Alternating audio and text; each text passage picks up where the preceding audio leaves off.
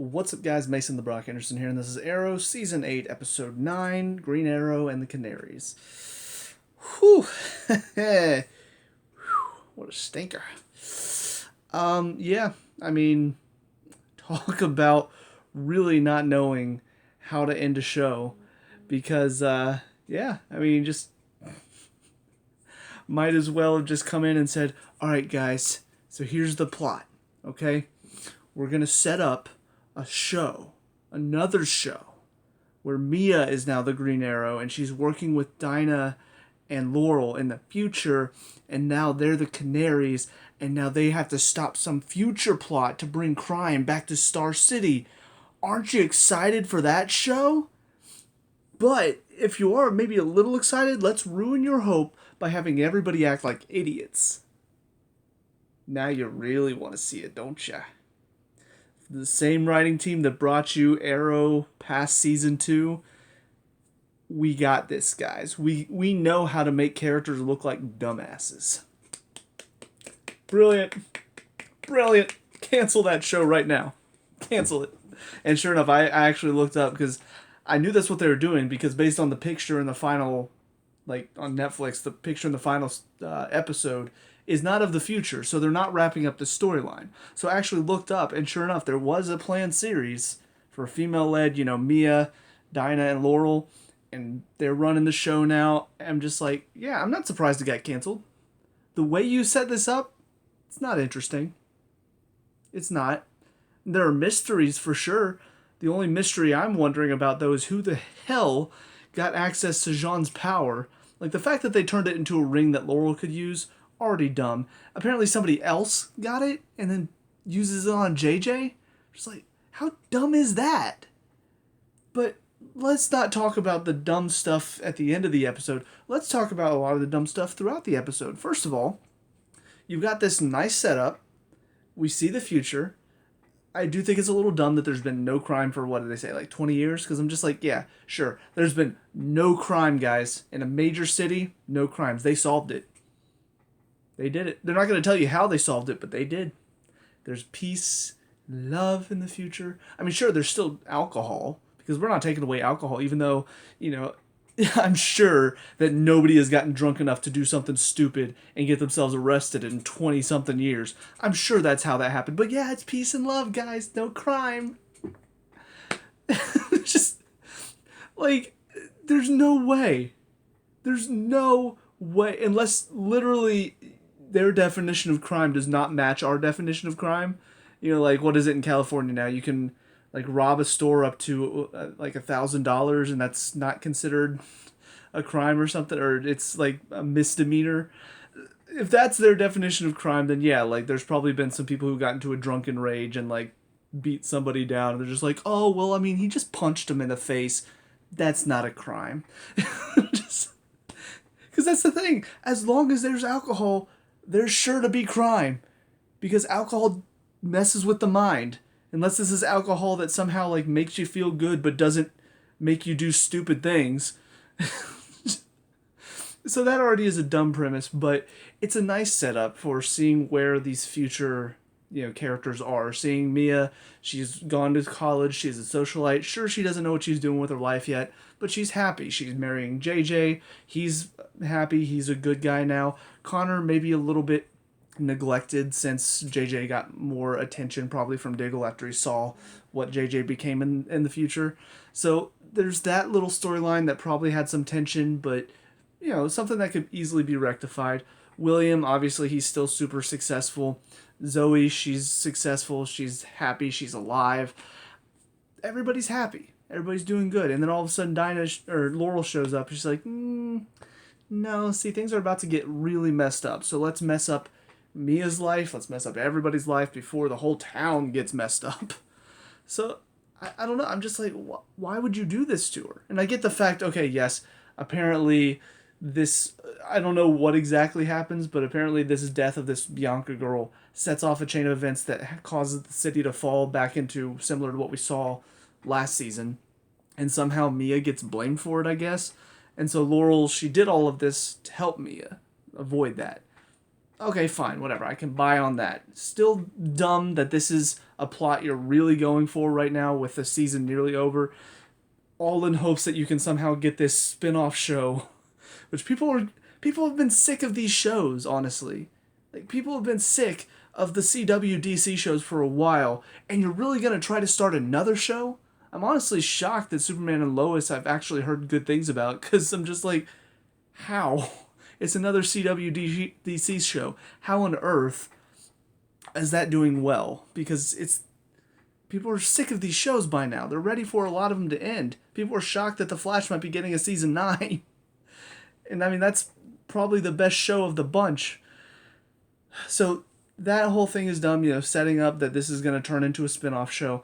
But then let's really look at what Laurel does. So she gives her memories back of the crisis and everything that happened. She wants her to become Green Arrow and work with them to save this Bianca girl. Okay. However, they instantly hop on their family. They decide we're going to look into some stuff. Apparently the Bettinellis, whatever they are, apparently, like, they were mob crime bosses or something in the other Earth, so they're like, let's check on them. Apparently her cousin is doing something to do with, like, maybe super soldier serum. I couldn't tell what that was. And then all of a sudden Deathstroke shows up and everybody's like, oh, Deathstroke, JJ, I knew it, JJ's involved. Ooh, we gotta check out JJ right now. Mia's like, I can't believe he would do such a thing. Because clearly we're in a new timeline, guys. So obviously JJ still became Deathstroke. Despite the fact that he seems like a good guy, he looks like a good guy, he's running his own art business thing, and he's marrying Mia. Clearly, he's also got a Deathstroke business on the side. Yep. Definitely not a Scooby-Doo like, oh, it's clearly the janitor, before they find out who the real person behind the mask is. No. It's not one of those setups, guys. It's definitely JJ. You should really get on board with this. You should really feel the emotion of whenever they're trying to accuse JJ and me is like, no, it can't be him. You should really get invested in that because you don't know. It could be JJ. It could be. Yeah, it could be. Eat your paste. I know. You got no brain cells left, so here's your food for today. Now, it could be JJ. Be shocked when it's not JJ, guys. You were on edge. You thought maybe it could have been. It's so dumb. There's no evidence other than the fact that he was Deathstroke previously on a different Earth with a different backstory, raised differently by his parents. Honestly, I thought it was going to be Connor, so I'm glad they didn't go that obvious route of like, oh, well, it wasn't him, so it was the brother, twist of fate. Which, Trevor, I guess maybe this Trevor is related somehow to Slade, possibly, maybe, I don't know. But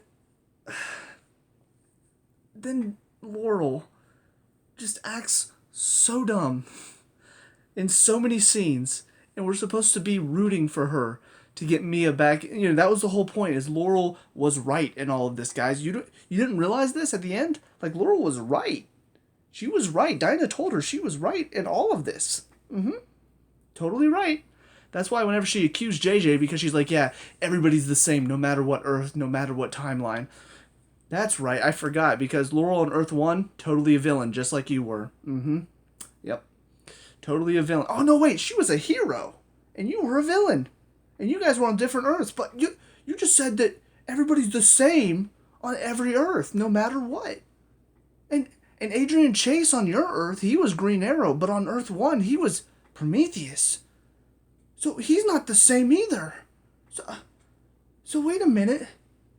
Does that mean Laurel's wrong? No, she can't be wrong, guys. The writer said she was right, even though she was dead wrong. And then she tries to, like, sneak into JJ's office to, like, check on his computer. And the guard's like, no, I don't know who you are. And then she's like, oh, Mia, there's no way you're going to get in there. Why? She's freaking marrying the guy who owns this place. Why would she not be able to get past the guard? Hello? And then she messes up her marriage with JJ because for some reason she's like, oh, you're hiding something from me. You are Deathstroke after all. Yes, because, as we all know, there's nothing he could possibly be. Oh, wait a minute. You guys are getting married. He could be planning something secretive for you. Did you ever think of that? No, because you're an idiot. So after this is all said and done, I don't know. It really felt like a return to that form of crap that I remember Arrow, like, seasons 4 through about... Yeah. Season 7 was pretty dumb, too. Just a lot of really dumb written moments. Season 3 was... It was borderline bad. Season 4 is where it got really bad. But just, I mean... When you write your characters in such a way that, one, they're not likable, because let's be honest, Laurel was not likable through most of this. Mia, when she turned back into her old self, back to the unlikable person that I've dealt with for the past couple seasons. I actually liked the new Mia. I thought the new Mia was much more interesting, much more, fun and relatable. Goes back to her old self and she's all like pouty and broody and I don't want to do this and blah blah blah blah blah and judging everybody and questioning every decision. Same old Mia. Not interesting. Dinah, for some reason, not even explained. I guess this was a question they were going to answer in the spin-off show that's not happening. Dinah, for some reason, just got transported to the future. Why? Who knows? You'll have to watch the spin-off that's not happening to find out why Dinah was the only one transported to the future. And she's like, yeah, I'm just happy here. I don't want to be a superhero. And by the end of it, I do want to be a superhero. I miss this. Character motivations just don't even matter. Don't even matter. Don't question their motivations. They'll flip like that. But yeah, and like I said, at the end, there are mysteries. Who funded Trevor? Mia looks at the little stone and it's got the markings that apparently match the tattoo. So does that mean Felicity is behind it? Because he said she. So is Felicity for some reason a bad guy in this universe now and she's trying to bring crime back because she wants a Green Arrow to rise maybe? Is she like giving Mia something to fight for? So she's just like, I know, I'll just pay these guys to start crime again, kill off a major, socialite. So that way there's crime in the city again and now the Green Arrow, my daughter, will rise. Like, is that what they're going to go for? I swear, if I called that... like, I don't know if there's any confirmed, like, theories of what the plan was for the show, who the mysterious she was. But if that's what it was supposed to be, they're writing for toddlers. Just saying. And then, like I said, then JJ gets hit with the Jean ring that is somehow a thing now. And he's back. He's back to being his old self. Just like, cool. So there was an interesting plot thread that's now gone. Mia having to deal with the fact that she's marrying a guy who she remembers to be a killer in the other timeline, but this is the new him. Well, now it's back to the old him. So yeah, that show was just doomed from the start, so I'm glad it didn't get picked up. Oh, I just really hope they do the finale better than this. Like, you don't have to give us a big story. Like, just end the show. It's the last episode. Just show it. Show us the aftermath of Crisis. That's all you had to do here. You had 2 episodes. Show us the aftermath of Crisis. Show us where everybody lands and how basically what Oliver's sacrifice did to affect everybody's lives. And maybe give some wrap up on what happened with the Monitor. Why he didn't show up in the end. Why he didn't show up to help out. What changed now, because we saw last season the Monitor showed up and brought Felicity to where Oliver was, whatever that meant. How does that change now? How is that different now? The Monitor, is he dead? Is he gone? What's going on? So many questions. And I don't know if we're going to get any of those answers. Honestly, is Felicity even going to show up? She's not been around this whole season. I'm not complaining, really, because she's annoying and poorly written, but still, she's not even been around. It's kind of weird that we've not seen her. Anyways. Yep, I think that's about all for this episode. So on to the series finale of Arrow. See you there. And now episode 10, Fadeout. Way to go, Arrow. You ended just like you were most of the time, which is absolute shit. Bravo. These last 2 episodes were awful. Just stupid. So stupid. Because none of it makes any sense. None of it. What's so freaking ever? So, I mean, like I said, it's going out as it was ever since season 2. Never got back up to that same height. This season was the closest it got back to being good. But that was all pre-Crisis stuff, and then after Crisis was over, it's like, all right, let's go back to the shit. So yeah, basically everybody that died in the show came back to life after Crisis because we wanted everybody at the funeral. Even Mia. Even though it makes several scenes not make any sense, like Dinah not realizing she's going to become Green Arrow in the future, even though she saw that she was clearly already taking up her father's mantle now. So she goes to the future now and she just forgets that ever happened. Makes sense. Also the fact that they're just like, yeah, guys, crime's done now. Mia's Green Arrow. She just told you this. So clearly crime is not done. It's done for now. Still don't know how. Apparently Oliver just wished it away, and then all the crime went, okay, we won't be in Star City now for the next 20 years. We got you, Oliver. Yeah. All the criminals in the other cities, in Central City and in National City, and Gotham, oh no. Criminals there, still a thing. Criminals in Star City? You kidding me? Oliver Queen sacrificed himself. Why would I go rob a store here? That doesn't make any sense. So that's dumb, but the only explanation they give us is freaking Moira talking to, I think it was Thea at the end, and she's just like, I don't understand. If he could reverse all this other stuff, why couldn't he reverse this? And then his mom, oh, I think he could only reverse things that didn't impact who he was. What happened with his father? Because they were I just realized they were staring at Robert Queen's grave, so why not reverse his dad's death? It's like, well, his father, that made him who he was. So let me get this straight. His father shooting himself, ruining him on that island, yes, that turned him into the Green Arrow. But everything else about who he was, nothing to do with the death of the other people that he was close to. Yep. It was only his dad's death. Everybody else that he loved and cared about, their deaths, didn't affect him at all. I mean, his mom died, he was like, whatever. Tommy died, my best friend, whatever. Quentin died, he was just like, what? My basically surrogate father who finally accepted me after all these years goes and dies? I don't care. Laurel died, and he's just like, whatever, we got another Laurel coming. So he reversed all those deaths, because clearly they didn't impact him at all. The writers just need a good fist in the face. Because the writers of the show are dumb. If you want to have everybody at the funeral, then come up with a good reason. Have them be there as freaking spirits.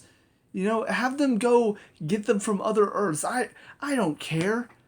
But if you're going to bring everybody back and your reason is he only changed the things that affected who he was, or he left everything the same that affected who he was about the man who he became, and you really bring back the death of his mother, his best friend, his surrogate father, his other best friend / lover at a point, he changed all of those deaths. No, wait. I'm sorry, he didn't bring back Laurel. But he changed these other 3, he changed their deaths. How did that not affect him as a person? How did that not change? Tommy's death really affected his whole cause from season 2 on. His mom's death at the hands of Slade, that didn't affect him. And again, Quentin, after all this time, finally accepted that he was a Green Arrow and he was ready to believe in him as a hero, and then he dies. And you're telling me he just felt nothing. Didn't change him at all. He still would have been the same man, even if Quentin lived. That's a stupid reason. But again, this show's going out like it has been. With a bunch of stupid writing. That's you say these words in a way, and it's like, ooh, that's deep, guys. Think about that for a second. He didn't change his father's death because it really made him the man that he was. You say that like you're some deep thinker, and then you really put more than one brain cell to work and think about the ramifications of that statement, and suddenly it makes no sense in the grand scheme of things. But that's how it is. Felicity, how many times has she flip-flopped on her thoughts, her beliefs, her whatever? Because at the time, it's like, ooh, Felicity's being deep, guys. She really gets it. And then you think about it for a second, you're like, wait a minute, that completely goes against what she was saying in the last episode. So, yeah, just really dumb. Also, the fact that they called Thea and Emiko sisters. Uh, uh, in this timeline, did Moira and Robert actually have Thea? Because they didn't in the first one. In the first timeline, Robert and another woman had Emiko, and Moira and Malcolm are the ones that had Thea. So they're not sisters at all. Not even half sisters. They had two different parents. They had two different people make them, so they're not sisters. They're only connected because they have one brother. But that's about it. They each share a half brother, but that does not make them sisters, guys. I know you think that does, because if you think about it, you're just like, oh yes, they have the same half brother. That means they're sisters, right? No. Not if you look into it and think about it again for more than a second. Oh, excuse me. But yeah, so just all of that so dumb. The funeral, they're trying to evoke emotions. They bring everybody together. They have everybody there. You know, they have Nissa and Talia. Sarah is there. Emiko is there. And Anatoly is there. They basically just bring in everybody from the show, and they're just like, yeah, isn't this emotional, guys? I'm just like, no. Because I'm questioning why most of them are there. So you're just taking me out of the moment. This could have been a very emotional thing, but you wanted to really force the emotion, and that ended up turning it into, well, this doesn't make any sense. And now I am pulled completely out of the scene, and I'm just sitting here going, smacking my forehead over and over because you guys are idiots. Also throwing in this whole BS conflict where, oh no, guys, William got kidnapped. Is he gonna make it? Which, did this happen in the original timeline? And if so, did Mia always come back and save him? Because that's what she did in this one. And it just was this random guy that Oliver didn't kill at this one point. Which I guess all of this was new footage. I don't know. I couldn't tell if it was like a repeat of season 2 or season 1. But I think this was actually new footage that they shot. Because, I mean, I don't remember anything of season 1, so I don't remember what guys he took down. But yeah, just this random guy that he let live, I guess. Because he had been going around killing anybody, and I guess he let this guy live. And then that guy just gets out of prison. He's like, I'm going to go kidnap his son. Okay, first of all, how do you know where his son is? Second of all, how did you manage that? Third of all, how did he turn off whatever tracker that Felicity put on to William? He's just one guy. Just out of nowhere. Just one guy. Okay. Sure. And then, like I said, Mia shows up, saves him. And then what's even dumber is to have, again, to force the emotion. They're like, all right, let's now have a news report about how Mia dressed up as the Green Arrow, and now they're going to be talking about, we have some helicopter footage, and yeah, there's the Green Arrow, guys. Rewind about 20-30 seconds and listen really carefully. And you won't hear a single blade in the sky, because there was no helicopter there. But, again, to force the emotion, to force it in there and be like, guys, Mia can feel proud because she's doing her dad proud. She's standing up and she is carrying the mantle of the Green Arrow. So let's really force that in with a helicopter that didn't exist in the previous scene, showing us footage so they could show it on the news and be like, we have another Green Arrow to help save us, guys. You guys are great at forcing bullshit emotion. Oh, man. And then Thea and Roy, they finally make up and they decide to get married because why not? Let's just wrap up their story nice and neat. Rory, I think was his name, the guy with the rags, he shows up for a little bit, for one scene where he uses his rags, and that's it. I'm just like, okay, that was random.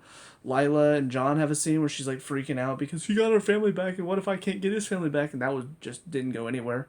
So yeah, a bunch of filler moments throughout the episode. And then at the end, I expected to see why Dinah got transported to the future, but we just see her driving her motorcycle, illegally, by the way. She's like weaving over the center line, and suddenly they like speed the footage up or something. Just like, is that supposed to show us that she just got teleported through time or something? Why did that happen? Mia just goes back to the future, and again into a spin-off show that's not going to happen. And then John gets hit with a meteorite and opens it up to see something glowing green inside. Um, what? Again, maybe this is going into the spinoff that's not happening. Glowing green makes me think kryptonite, so maybe this is going to be something Supergirl related that we'll find out about later on down the season. I don't know. Just, it sort of happened, and I'm just like, okay, cool. Don't show us what's in the box. Just little mystery, guys. Ooh, aren't you excited to see more? Ooh, he got hit with a meteorite, and then there's something green in the box. What does it mean? Who cares? Your show's over. Good God, just end it. Give us an ending, please. And then, to top it all off, we go back to last season's ending with this Felicity that no longer exists in the new timeline, but somehow she still exists now. And she goes to see Oliver in the afterlife. I'm just like, okay, so explain this to me. Because this new timeline doesn't have this future where she helped save the city with her kids and then talked to the monitor after and said, hey, I want to go see Oliver now. So how does this scene still happen? Are you going to explain that to me, or are you just going to, again, contribute to your shitty writing where you're just like, shrug your shoulders and say, who knows? Look at it. Isn't it so emotional, guys? She gets to be with Oliver forever. And Queen Consolidated. What? Why is it? The only emotion that they force out of me is anger and frustration, and, well, that's the Arrow experience in a nutshell. So, like I said, went out on average for Arrow. Oh. This is honestly, this was what I was expecting to get out of Supergirl, and they gave me some exciting stuff, so glad Arrow was at least able to give me this.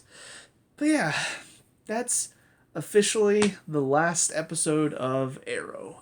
And, I already said all I needed to say about Arrow. Yeah, after season 2, just downhill. And it just never got better.